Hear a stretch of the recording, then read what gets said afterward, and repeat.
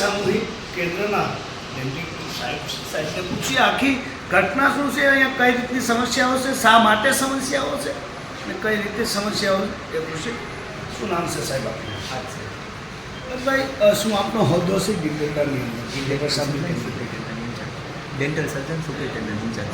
સાહેબ ગામ લોકોનું કહેવું છે, દર્દીઓનું કહેવું છે કે 4 થી 5 દિવસથી પાણીની સમસ્યા છે, ટોયલેટ બાથરૂમ જવું છે, પીવા માટે પાણી મળતું નથી. શું છે એવું નથી. મોટર આપણી બળી ગયેલી હતી. આપણે પીઆઈમાં ઓલરેડી ડિમાન્ડ કરી અને નવી મોટર માટે માગણી કરેલી છે, કારણ કે અગાઉ એક વખત રિમાઇન્ડિંગ થઈ છે, એટલે એમાંથી પરિણામ કે આપણને મળી શકે એવી સિચ્યુએશન.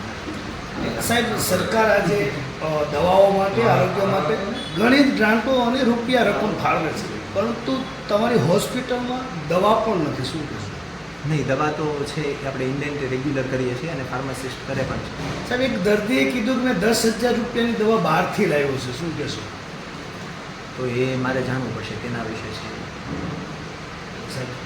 જનરલ હોર્સ સરકારી હોસ્પિટલ છે, તમામ જાતની સુવિધાઓ, તમામ જાતની સગવડતા અહીંયા દર્દીઓને મળતી હોય છે, તો અત્યારે આ 10,000, 15,000 હજારની દવા બહારથી લાવવી પડે એ શા માટે? શક્ય બને એટલું આપણે આપણા લેવલથી પ્રયત્ન કરીએ છીએ, ઇન્ડેન્ટે કરીએ છીએ અને આપણને હવે દવાઓનો સપ્લાય પણ વધી રહ્યો છે.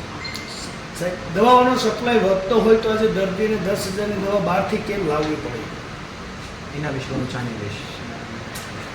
તો ક્યાંક ને કંઈક આ ડૉક્ટરો, અહીંના મેન અધિકારીઓ અથવા તો ક્યાંક ને કંઈક બસાવની બારી ગોતતા હોય છે. આજે એક દર્દીને સરકારી હોસ્પિટલની અંદર 10,000ની દવાઓ બહારથી લાવવી પડે છે.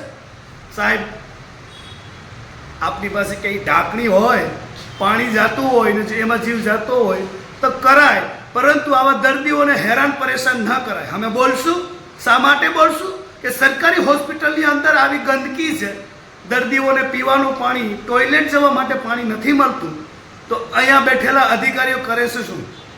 જોવું જોઈએ.